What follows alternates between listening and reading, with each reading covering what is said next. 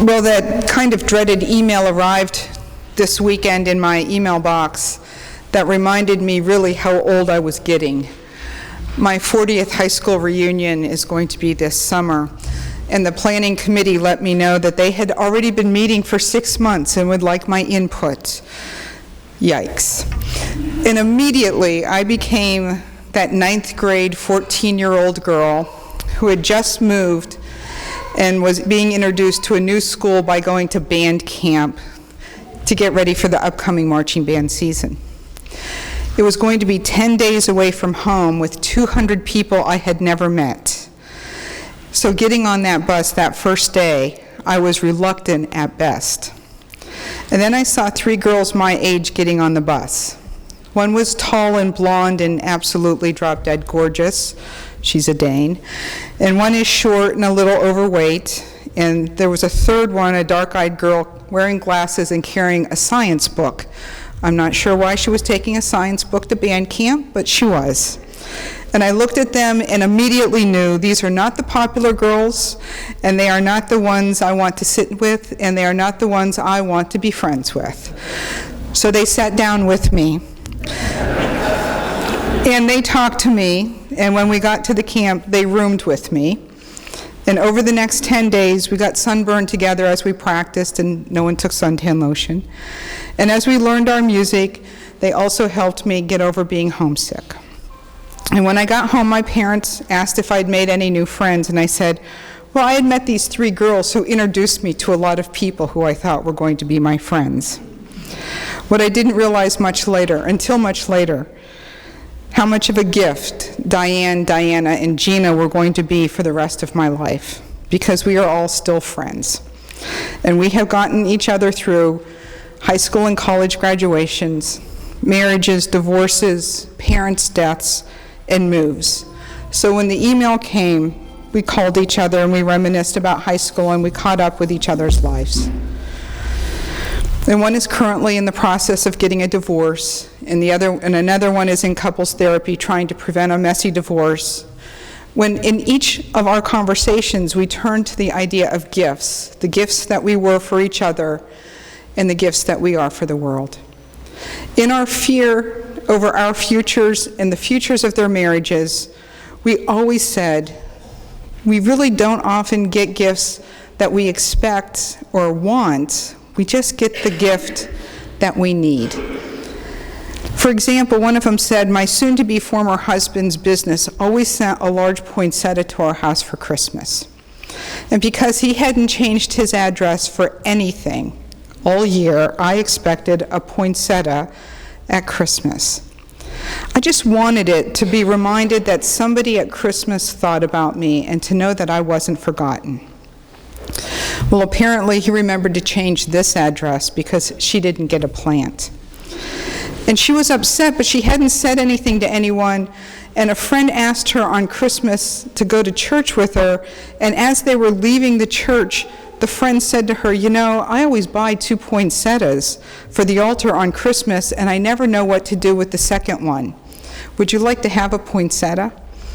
And she said, you know, if I hadn't gone to church, if I hadn't let my friend take me to where I needed to be, I never would have gotten that gift. If I hadn't been open to her, I wouldn't have a poinsettia now. And then another friend said that she'd really been missing going to the theater this year, but with the conflict between her and her husband, they hadn't purchased tickets because she wasn't really sure if she could afford it. But last week when she was at work, a friend said part of her theater group was going out of town and they had an extra ticket to go to the theater, and it included dinner with the director before the show. And she said, would you like to go with us? Because otherwise the ticket will go to waste. And it'll be free. It's already been paid for. Another gift apparently out of nowhere. And then both of them said, isn't it amazing that when we start to look at people offering us things as gifts, that we start to see gifts everywhere?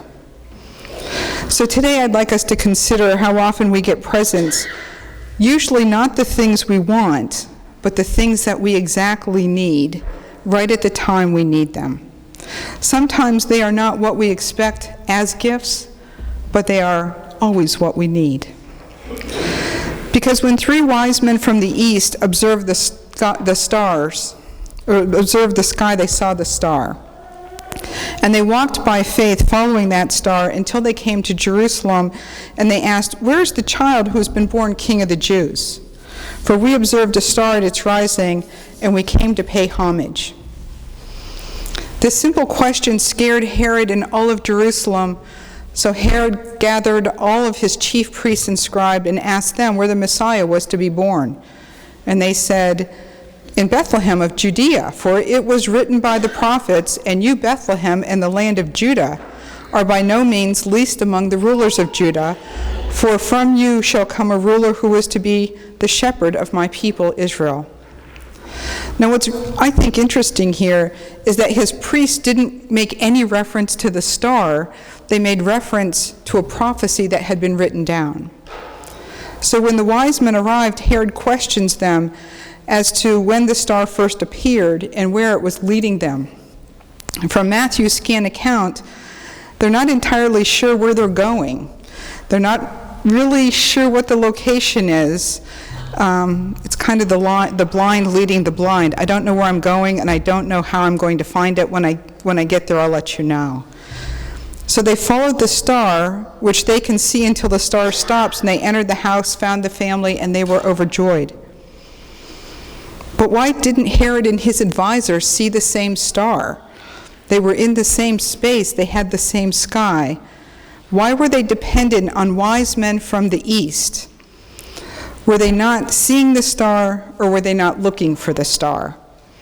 The wise men not only came, but they were prepared to meet royalty, because when they arrived at the home, they had with them gifts of gold, frankincense, and myrrh.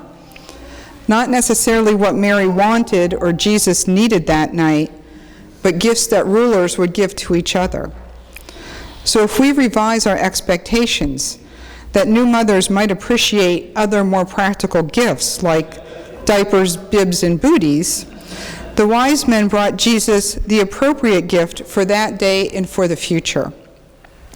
And this is the one thing Matthew is very specific about. He doesn't tell us the correct number of wise men, he just said some. He doesn't tell us where they came from, just generally the east, or why Herod had been seen from the star, or why they had not seen the star from the start. But the gifts are very detailed: gold, frankincense, and myrrh. So why these gifts? Well, gold is a traditional gift to a ruler, something that is valuable. You know, I'm making a tribute to you as my leader. Frankincense was used to anoint a new king, and myrrh was used when bodies were anointed after death. The ancient church interpreted these gifts to symbolize aspects of Christ's life and ministry, not for the person he was then in the manger, but the person he would do in the work he would have. The gold suggested his royalty as King of the Jews and Lord of Lords. In the frankincense, they saw his divinity. And the myrrh represented the fullness of his humanity, because myrrh suggests death and burial. The gifts came to show Jesus as King, God, and man. Thus, the wise men were among the first to recognize the divinity and the humanity of Jesus.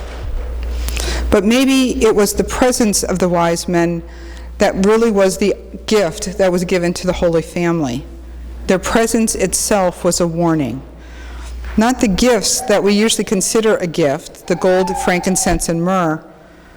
Not that they had noticed a star and was led to the family, but that when they left, having been warned in a dream, they didn't go in the same direction they came from. Joseph also has 3 dreams in order to protect his family. First, Matthew reports that after the wise men left, an angel of the Lord appeared to Joseph in a dream and said, "Get up, take the child and his mother and flee to Egypt, and remain there until I tell you, for Herod is about to search for the child to destroy him." So Joseph, the righteous man, got up, took his child and his mother by night, and went to Egypt and remained there until the death of Herod. This was to fulfill what had been spoken by the Lord through the prophet, "Out of Egypt I have called my son." When Herod died, an angel of the Lord again appeared in a dream to Joseph in Egypt and said, "Get up, take the child and his mother, and get to the land of Israel, for those who are seeking the child's life are dead." Again Joseph got up, took the child and his mother, and went to the land of Israel. But this time Joseph must have wondered if the angel sent the wrong message, because Joseph heard Herod's son was ruling Judea in his father's place. And this made Joseph afraid. This is the first mention of Joseph having fear since the angel initially appeared directing him to marry Mary. And this is in the third warning, Joseph goes further away into Galilee to the town of Nazareth so that what had been spoken through the prophets might be fulfilled. He will be called a Nazarene. Joseph's gifts to us are his righteousness, his faithfulness, and his willing to follow the guidance of his dreams. But what did Joseph think of his dreams? We don't know. There's no record of what Joseph thought or felt. We only have his actions. He took his family, he went where he was told, and he did as he was directed. And what did Mary think? We have no idea. But instead of looking down at the trail they followed, I think she said, "Let's look to the sky." And what gifts do we bring to Jesus? Do we pay attention to the miracle of creation? Do we look at the sky and the stars and wonder what omens and portents they hold for us? Like the wise men, strangers, are we outsiders who pay more attention to the sky and we see stars, and then we follow a star not knowing where we're going, but knowing that we should take gifts with us? Herod and his advisors missed the star, but they knew about the Savior, but not where he was. But what about us? Do we simply take for granted, or do we bring gifts of our own? Because we are also all on a journey through the unknown, carrying our own gifts within us. We are also seeking to find the truth of love in a world of darkness. And like the wise men, we also bear gifts and want to find the right place to put them. By following Jesus, the light of the world, our darkness is illuminated. His light creeps into our darkness and shatters all we think we know about what we want and offers instead what we need. As children of God, we find ourselves filled to overflowing with love, compassion, and forgiveness when we follow the light of God. In the movie Harriet, when Harriet Tubman escapes, the advice she is given as she runs away is to follow the star. And if there are no stars, follow the river. Listen for them, because fear is your enemy. We're not really sure that advice was given to Harriet Tubman, but we do know that she said to Edna Downey Cheney that she was never afraid. God's time is always near. He set the stars in the heavens. He gave me the strength in my limbs. He meant that I should be free. God did set the stars in the heavens. God meant for all of us to be free. The gift we are given in the birth of Jesus is the gift of freedom in God. And Epiphany is the time for us in the church to search for the light of God shining in all of our unexpected places. Amen.